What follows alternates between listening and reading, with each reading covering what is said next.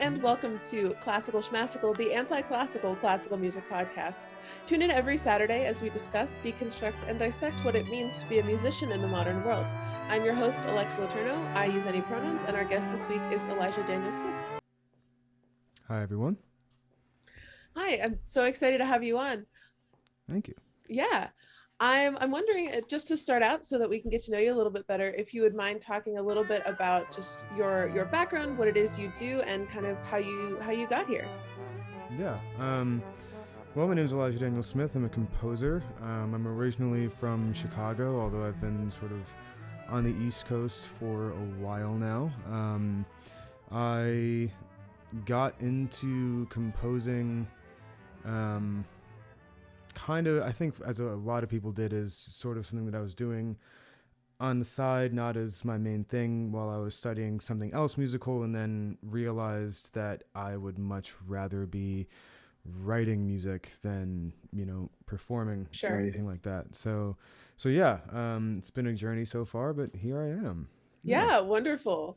I'm so excited for our conversation today. I definitely feel like what you were saying with like being a composer, but like it's not always where you begin. It's a really fun journey to talk about and discuss, because I feel like, especially as composers, it's very diverse. And I know that you have a somewhat unique musical background, beginning your music education in high school at the Chicago High School for the Arts. Can you talk a little bit about what that process was like for you and kind of how that works? Yeah. I transferred into Chi Arts, or Chicago High School for the Arts, my freshman year of high school, and I grew up, not like I realized that I wanted to be a musician when I was about 10 years old. Sure. And my first real instrument that I really dove into was guitar, and I wanted to go to Chi Arts for guitar when I sort of realized that the school was a thing, because my freshman year was the school's first year in existence. So I didn't really know all that much about it, and I didn't really know that the school existed prior to like, I guess, having already gone through a whole semester or 3 quarters, because CPS operates on quarter systems. So I wanted to apply for guitar. They didn't have any openings, and my mom, who had encouraged me to take voice lessons about a year before, because she was rightfully worried that I was going to ruin my voice screaming in a metal band. So she was like, all right, well, they don't have any openings for guitar, but you want to go there, so why don't you just audition for voice? Sure. And I was like, why not? So I did, and somehow got in. But then as I got there, day one, I realized that it was a classical voice program, and I didn't know anything about that. So I was like, oh man. I was like, well, I guess this is what I'm doing now. So yeah, I didn't know how to read music. I had no formal music education at all, so it was just kind of like, all right, this is going to be interesting. But after my sophomore year, the band that I was playing in split up, and that, till then had sort of been my like primary musical interest. But once that band split up, I decided, maybe I'll give this, classical music thing a try. And I did. And and starting my junior year, that's when I really sort of embraced what Chi Arts was, all about, and embraced my education there, and 100% was the right decision.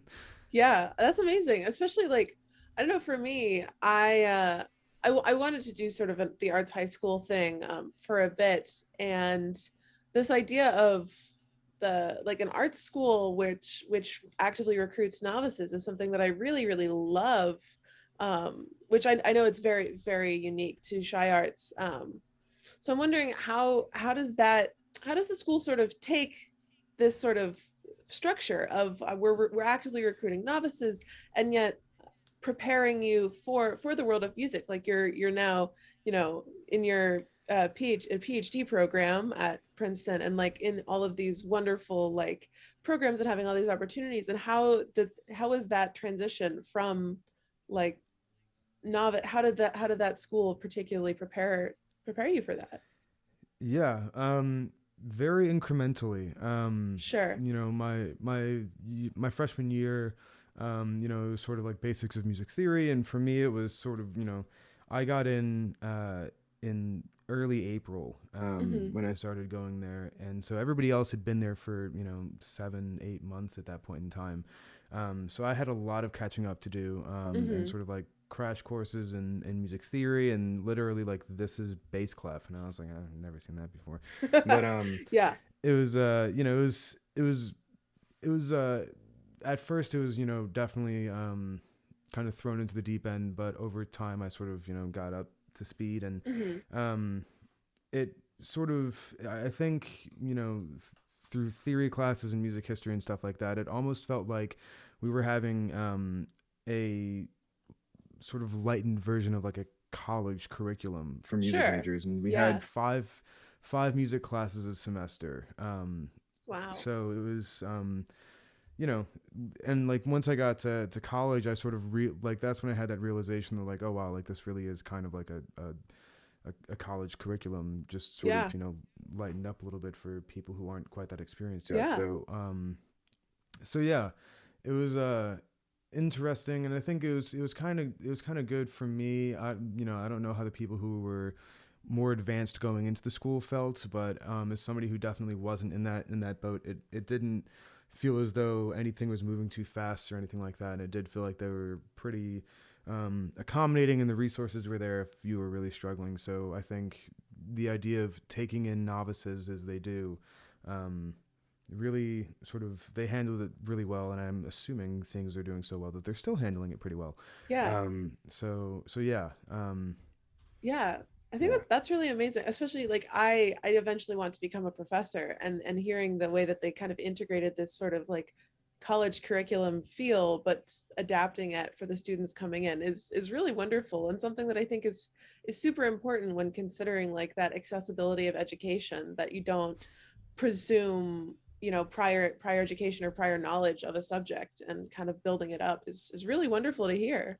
Yeah, exactly. Yeah. And I think especially that presumption is an important part in sort of the accessibility of the program, is something that I think is a completely different way of going about teaching music and arts, just because I think there is often that sort of that barrier there of like, oh, you have to have musical training before you come here, which typically is not free. So it's just kind of like, it creates this issue of like, okay, well, you're either going to be taking people who are coming from schools that have better funding and had a free music program, or people who had the money to go and take music lessons outside. So I think the fact that it is free just completely changes the complexion of the school, and I think it actually ends up giving you a much more artistically and demographically diverse school, which I think is just, especially for high school, is fantastic. So. Yeah, that's amazing. I didn't end up ever going to an arts high school, but I actually also transferred into a sort of like new format of school actually in April of my freshman year of high school, and it was the first year of the school. So like I definitely understand that, and it was formatted in such a way where it really did promote this idea of diversity and accessibility to education, with like a different style of teaching. So I really resonate with that, and the fact that it is applied to something that is now so near and dear to my heart is really wonderful to hear about. Yeah, absolutely. Yeah. Building off of that, what is your relationship with like musical pedagogy been like, with like your diverse training and like different degrees that you've then gotten kind of in this whole arc? And how do you think your education has like helped you along the way? And have there been any times when you felt that this academia setting has hindered your musical process, or what's that process been like? That's that's a really good question. I think for the most part, obviously, I'm still in academia, so I have to like it to a certain extent, I think. But I think it's been interesting studying composition in particular. When I was in high school, it's like I didn't really know what the alternative was, and especially seeing as I was coming in at such a novice level, there wasn't really this idea of like I needed to learn the fundamentals and the building blocks before I could move on to anything else. And seeing as I had been playing instruments for a while at that point in time, I'd been playing guitar for 4 years and all this kind of stuff. I felt as though like I had a good musical foundation, but not necessarily a good musical foundation from the perspective of what we would, people would consider like traditional musical training, you know, Sure. and understanding music theory and being able to read music, et cetera, et cetera. So I think during high school, I never really thought much about it because it still felt like I was just sort of learning the ropes and learning the basics. When I got to college, I felt as though, because I went to University of Illinois for a year for voice before I ended up transferring to the Boston Conservatory for composition. But when I was at University of Illinois, I sort of realized that I didn't really necessarily agree with the way music theory was being taught, and this isn't at all unique to University of Illinois, but just in general, the way music theory is taught is often with sort of prescriptive attitude rather than a descriptive attitude. And that was something that I just sort of took issue with a little bit, just because I didn't really like this idea of like, this is how music has to be made rather than this is how music was made. And I also just sort of didn't really like this idea of sort of music being taught through the idea of, you know, what's on the page comes first. And I've come to sort of understand it now as, you know, music, what's on the page is it's just a set of instructions. It's telling you how to make the music that existed in someone's head or existed in some capacity before it was written down. And so I think once I got to the Boston Conservatory, it felt as though everything was kind of balanced out a little bit, just because, you know, being studying composition, it's the complete opposite. So and I think that's what really sort of helped me put it into words and sort of nail down what it was that I disagreed with, because I, for the first time, was sort of taught like, no, you can do whatever you want. And so I think my relationship with pedagogy has changed over time from not really thinking about it to sort of being like, okay, like this is kind of weird because I've heard a lot of pieces that don't do what they're telling me I have to do, and I thought they sounded really cool.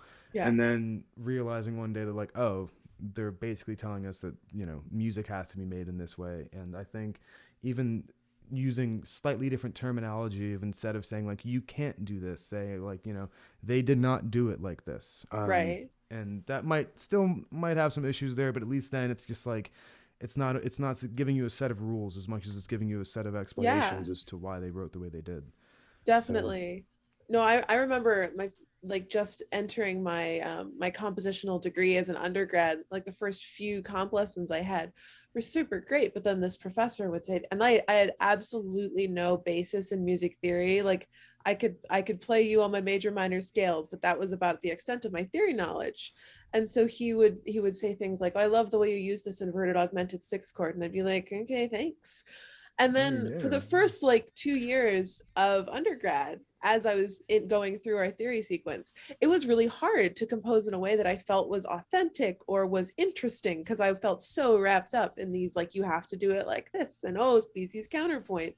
And it was a very weird relationship moving in. So I definitely feel what you're saying with that weird, like, prescriptive attitude. Yeah, and I feel like there are a lot of us who definitely, you know, who are writing music before really ever like going into these theory classes, and we can't really explain to you what we're doing, but a lot of the time we end up doing the things that we then learn about, and they're like, oh, you're doing this, and you're just like, sure, whatever you want to call it, like, you know, yeah, it's like and you know, especially, you know, questions, and I think that this is often something that still happens in the world of composition when people you're like, you know, what do you like, how did you decide to do this or use this, you know, these pitches here? And like, I think a lot of the time there's sort of the expectation for composers to have some great theoretical explanation. In my case is often like, I thought it sounded good, like that's it, like there's no cool anything going on there. It's just it sounded good to me at the time. So I feel like there's a weird pressure to not say, oh, well, it sounded good, but like I don't know, I like writing music that I enjoy hearing, so exactly. And it's, you know, and of course, because of the way in which, you know, the sort of study of music has changed in the last 100 years or so, there's definitely this sort of this pressure to be somewhat of an academic about it nowadays too. And you know, I think that definitely has its uses, and you know, being a studied composer can definitely help.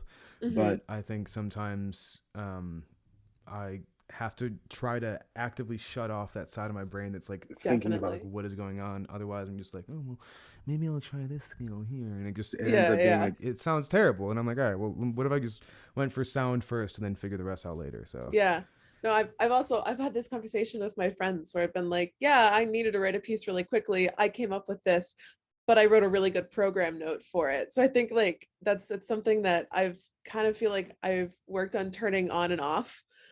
Where you can definitely use that kind of academia to like, oh, I'm gonna sell this piece by saying, well, here's what I was doing in this thing that I don't love as much as maybe my other stuff. But Yeah, it's yeah, weird the way that we can just kind of, I don't know, write about it and suddenly it becomes like legitimized. It's very, very yeah, interesting relationship that I have in that way.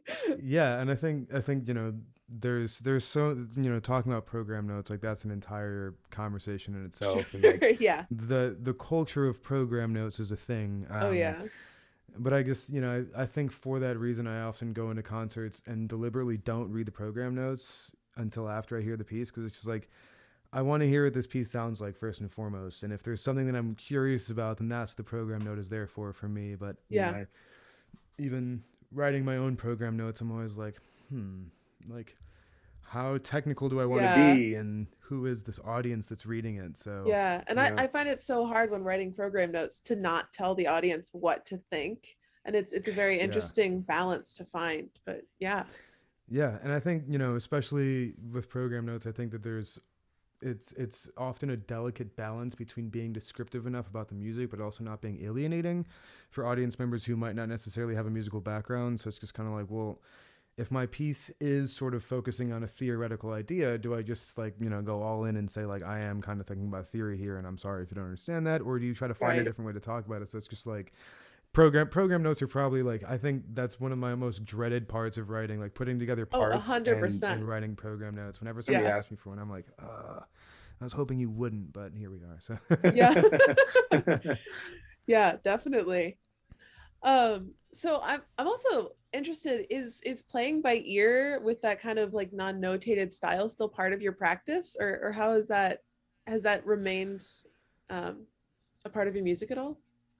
weirdly enough, not really. I think I'm Interesting. probably I think I'm probably more like notation based than a lot of my friends and colleagues, Oh, which I think is kind of funny. And as an active effort to sort of subvert that and get away from that and find a different way to think about music, I got super into modular synthesis over oh, during fun. lockdown. So it's just like really putting myself in an environment where it's like no matter what you want to do, there is no way to notate this. So have fun. Yeah. Yeah. So, and I think that's definitely sort of found its way into the way I think about music and think about sound in general. But I think for the most part, I oddly still am um, largely notation based. And maybe that'll hopefully, that won't be a default, Sure. but I feel like for the most part when I'm writing music, it helps me. I think visualizing it and seeing it it definitely helps me think about how I'm working with the music. But then at the same time, if I write something down and then I'm focusing too much on what I'm seeing, then the sound itself starts to suffer as a result. Yeah, So for sure. That yeah. was really interesting. Yeah. Thank you. Yeah, yeah, especially after talking about not being able to read music and getting into music from a non-notation Oh, standpoint, and sure. then all of a sudden it's just like, huh, Well, no, weird. I think it's a really interesting, it's a really interesting shift, and super, I mean, I don't see there's, I don't see there being any wrong way to yeah, music. And it's just very interesting, like hearing how different people approach it. yeah. Yeah. Yeah, and you're coming on the show to kind of pivot a little bit is really perfect timing, as you have a new piece premiering at the CSO's homecoming concert, Dude, which will be, it's the day after this episode, or no, 2 days after this episode premieres on November 1st. Huge congratulations on that. Thank you. Yeah, thank you. Yeah, absolutely. I'm wondering if you can talk a little bit more about the piece and tell us about it. Yeah. yeah. Time to get technical, I guess. Yeah. It Time to do a verbal program note. yeah, exactly. Yeah, I'm just gonna pull out my script real quick. No, it's The piece is it's interesting. It sort of is like largely inspired by the like sort of Baroque idea of a Concerto Grosso, but then also like the more 20th century, 21st century idea of a concerto for orchestra, and the piece is for Sinfonietta. It sort of has this idea of each movement focuses on a different subgroup of the ensemble. And that's sort of where the idea of the Concerto Grosso comes into play, but also concerto for orchestra, because there is no dedicated group of soloists.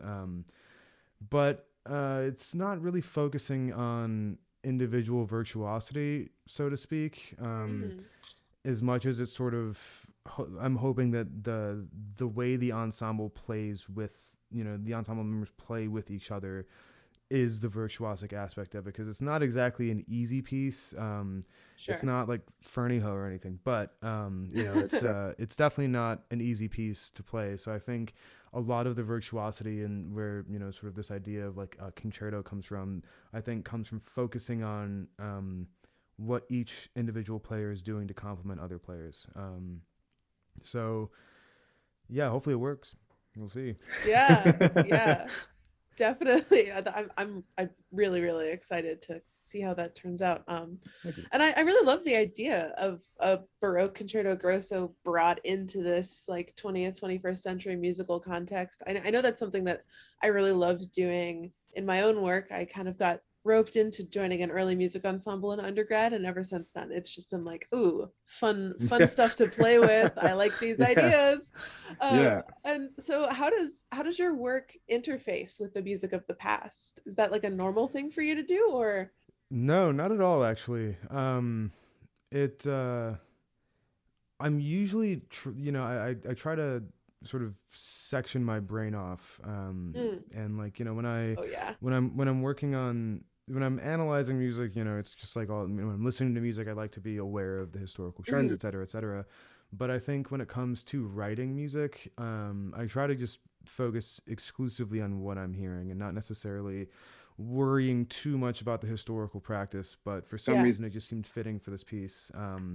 And it, we had a seminar here at Princeton where we talked, it was about concertos and what is a concerto, et cetera, et cetera. And, one of the questions that I asked is exactly like, what is a concerto for orchestra? Like that seems almost like an oxymoronic statement. Definitely. So it's just kind of, I was like, well, why not sort of explore what that could be for, an ensemble.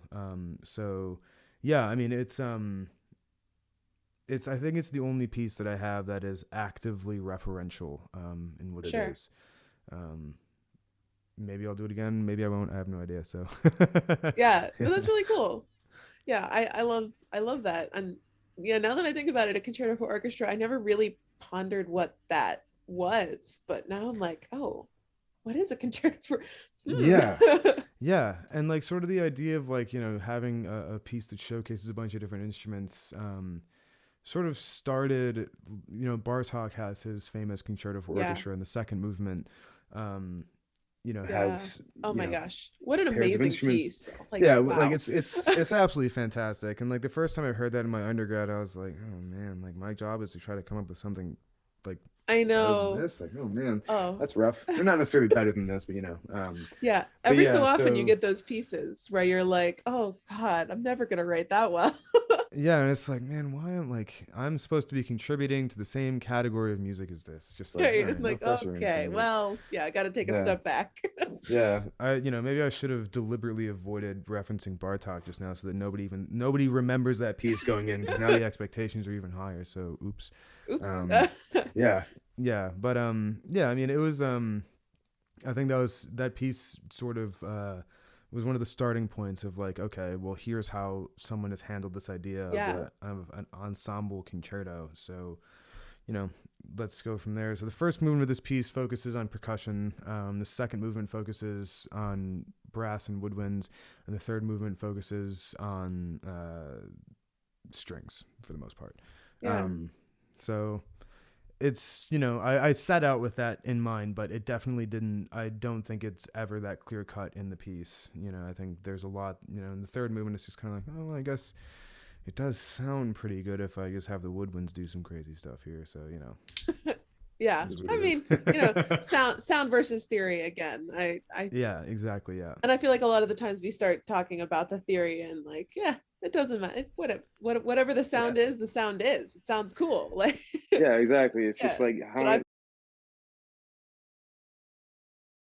yeah, it's just I was like, man, I started with an idea in mind, and I think this sounds cooler than the idea that I originally had in mind. So here we are.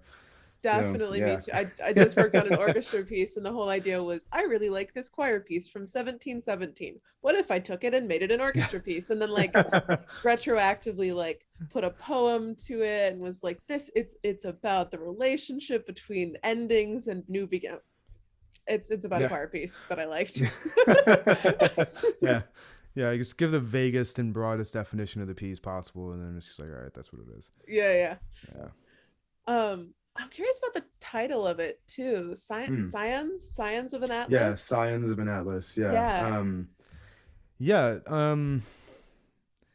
So the woodwinds have a lot of multiphonics, and there's some, allusions to like spectral writing, but not quite spectral writing. And so when I was writing the piece, I had like a bunch of books, like multiphonics books and technique books and all this sort of stuff, just like everywhere. And it sort of reminded me of like what it would, like people trying to plot a journey back before GPS and whatnot. And, a bunch of maps and, atlases and all this kind of stuff just out there to be like, what is everything? And it sort of felt like that a little bit when I was writing it. And so it sort of felt like these pieces sort of became, or like these books sort of became my way of like plotting my journey through writing the piece. That's beautiful. Yeah. And then I try to find the most poetic way to say it, and very effective. I'm entranced. I can't wait. Yeah. Thanks. That's amazing. Yeah, I think along with program notes, I'm sure all of us have a lot of struggles with naming our pieces where it's like, titles are terrible. Yeah. Like oftentimes I'll finish a piece and I'll be like, I have no idea what to title this, and I'll just like go read some poetry and I'll be like, yeah, that line will work, great. And then, it's like I can make something up that sounds like it has to do with this piece. Yeah, perfect. And I'm like finding the balance of like unique but not like overly pretentious, but maybe like a little bit pretentious, because like I don't know, it's it's like, how can I sound artsy but also like I don't care, but also like I'm super smart. but not like not too emo also. Like, I don't want anybody to worry about me for I feel like for me it's always like, how do I make this sound like I'm not in a 2004 metal band right now? How do I do this? Oh my god, so much. I'm like, oh, am I a like circa 2008 fanfic writer right now, or am I actually but I think my title for this piece, I think it was definitely the most natural that a title has come about in recent years. And I think that's just lovely. Because, I think I literally sat down one day and I was like, there are a lot of books everywhere, and it was I think that wasn't a welcome realization. I think it was mostly like, I can't even walk around in here right now. But it sort of dawned on me that like I'm these books are sort of helping me plot my way through this piece. So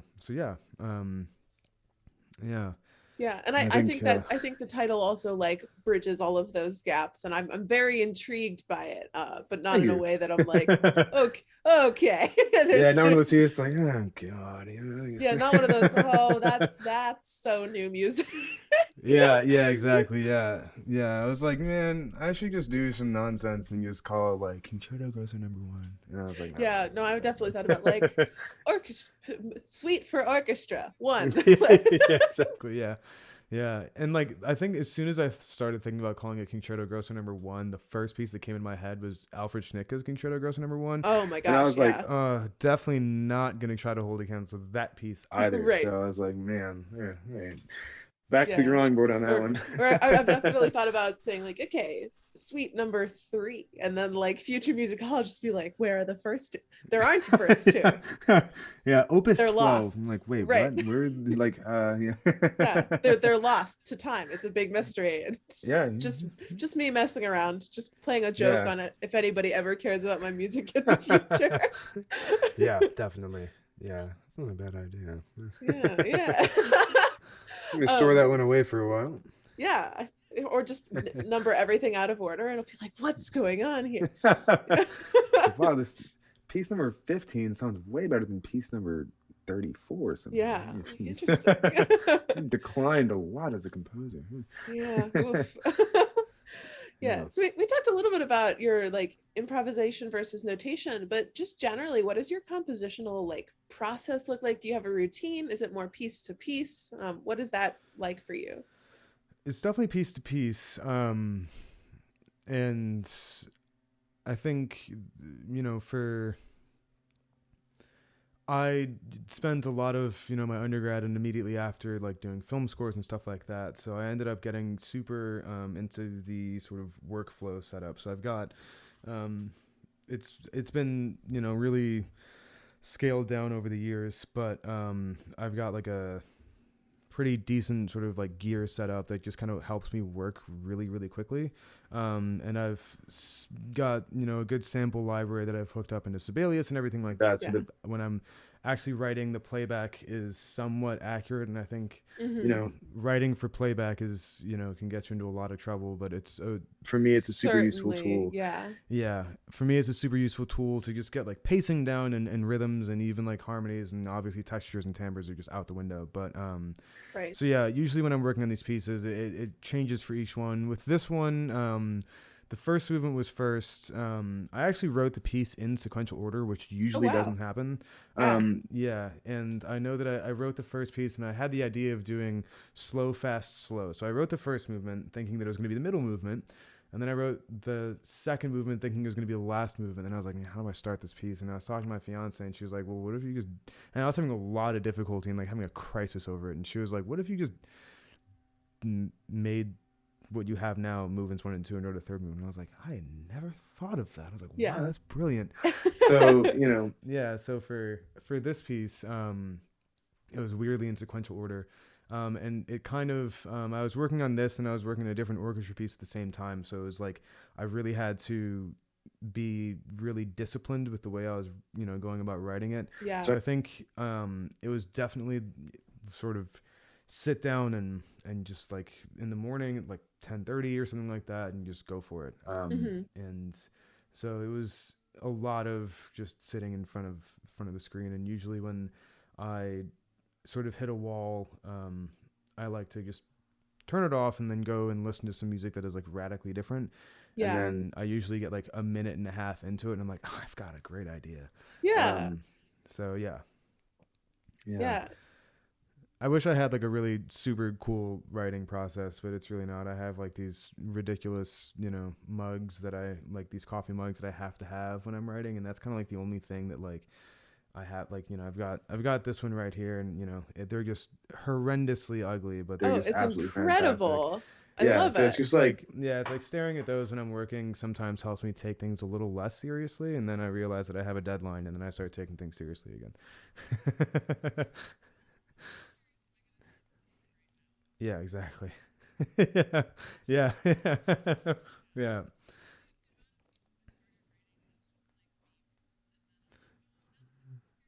Yeah, it's like, this is actually this is a pretty good idea, actually,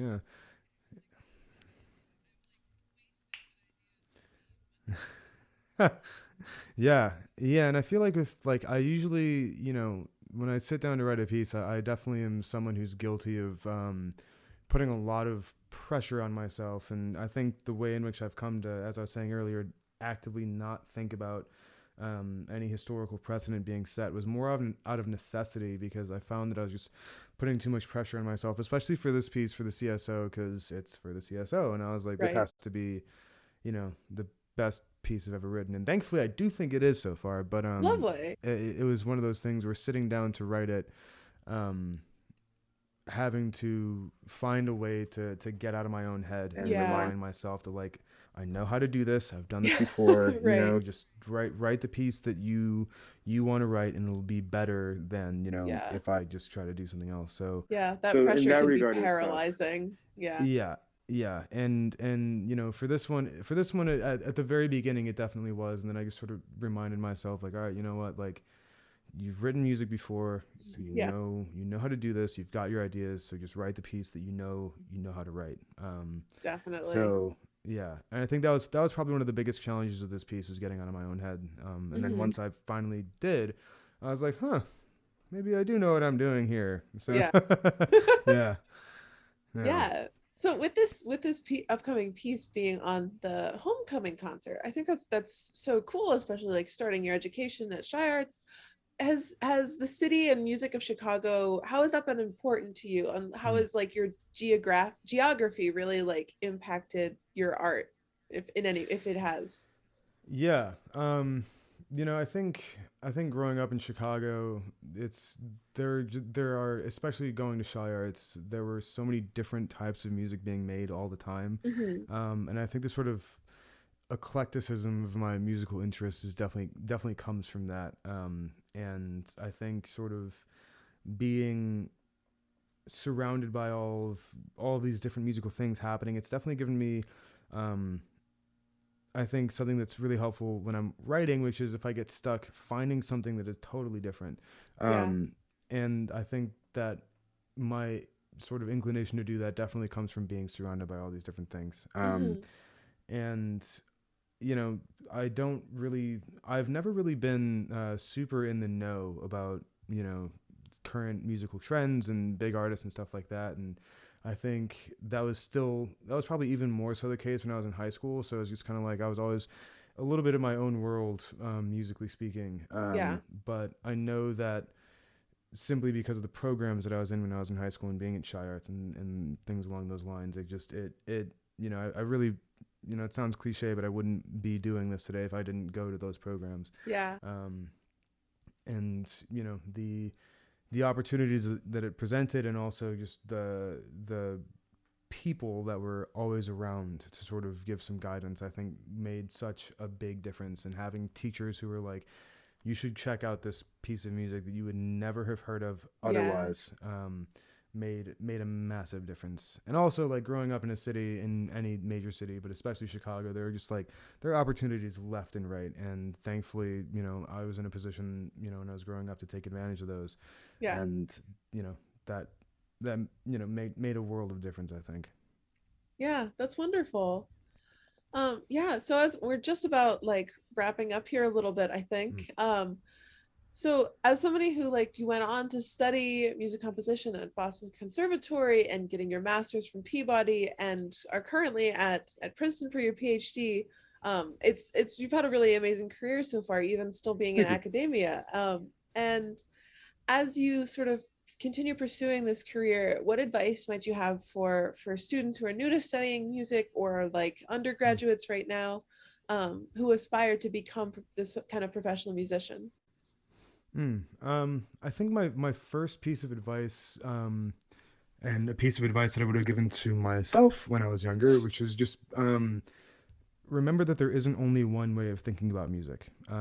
And we all have a tendency, we all have the ways of thinking about music that we like, and there's nothing wrong with that. And it doesn't necessarily mean that we have to have no definition of our own musical practice. But I think even if you don't agree with a different way of thinking about music, being aware of it, and being aware of the fact that even if you don't think about things in that particular way, there might be little kernels or bits or pieces from that way of thinking that you can learn from, or that you can use and adopt. And I think, when I was first starting out studying composition, I was not as open-minded as I should have been, especially as a student. And I think that really set me back. And so I think if you're young and you're first starting to study composition and you hear a piece of music that you hate, or you think like, this is, what is this? I think usually it's a better idea, to say like, all right, maybe I don't like this piece, but like, what is it, even asking like, what is it that I don't like? How can I, do something different? What would make this piece better, in my opinion, and things along those lines. And I think, as a result, we start to, we tend to not treat previous pieces as such like sacred artifacts, and we think of it more as like, this is a piece of music that isn't perfect, and like what is it that I think could have been done differently, that I would have liked more, etc. So I would say just explore as much as you possibly can, take in as much as you can, listen to a lot of music, even music that you hate, and figure out what you can learn from it. I think that would be my main piece of advice. Yeah, I think that's a really productive mindset to have too, because this is something that I talked a lot about, and I've done some research on the pedagogy of creativity specifically in composition. And it's very hard. It's a big topic. It was originally going to be like, I'm going to talk about compositional voice for my research honors. And now it's like, oh God, this is going to become my dissertation. Yeah. Nice. Which, like, I'm not mad about it. It's really a fun topic, and one that I've really super gotten into. But it is important one at that. But there's like this weird dichotomy when you enter whatever your first formal musical training as a composer is, where I think a lot of times you're getting exposed to a lot of new music and told by professors, here's what you need to find valuable in his, even if you're not hearing it as like beautiful or whatever that is, here's why this piece of music is important, here's why it's valuable, here's why it's music. All at the same time as in another classroom halfway across campus, you're being told for possibly the first time, here's why your music isn't any good and here's how to make it better. And those two processes happening simultaneously does a lot to a composer. And it makes it really hard to create. And I love the idea of like hearing pieces of music where you're not super into them and thinking, here's how I would make that better, versus here's why that still is good. It's a very subtle reframing, but one that I think is really, really insightful. Yeah, and I think, especially along those lines, like being able to recognize the value in something, even if you don't personally like it. And like my perfect example is like food. There's a lot of food out there that people love. And so there's got to be something there, but I hate it. So it's just like, like oysters, like people love oysters. I'm like, there has to be something about them that people like. There's got to be some value there. But like whenever someone's like, do you want an oyster? I'm like, I would rather anything else, but thank you. So I feel like music is sort of a similar thing, where it's just like there are a lot of pieces and there are a lot of composers, historically speaking, that I listen to their music and I'm just like, I can't stand to listen to this. But that doesn't necessarily mean that it's bad music. There is some value there, and sort of using like even the language separation between good and bad versus I like it versus I don't like it. I think that makes a huge difference, just like cognitively speaking, and when you're learning how to compose, having, rather than, assigning sort of value to something, assigning preference to something. And I think that makes a big difference. Yeah. So, yeah. Definitely. Yeah. That's really wonderful. Yeah. Before we get to our outro, is there anything else that you would like to rep or talk about or discuss or bring up at any point? Or nothing immediately comes to mind. I mean, I think I think we've covered a lot. It was a really wonderful conversation, and I thank you so much for being here. Thank you for having me. Thank you so much to Elijah again for joining us here at Classical Schmassical. If you at home enjoyed the show, there's definitely more where that came from, so be sure to like and subscribe so you never miss an episode. And if you are in the Chicago area, definitely go check out his piece at the CSO's Homecoming concert on November 1st. And if you would like to continue this conversation, please join the Discord linked in the description, or visit the Facebook page at facebook.com/classicalschmassical. That's Schmassical, SCHMASSICAL. And remember, as always, stay classy and questionably classical.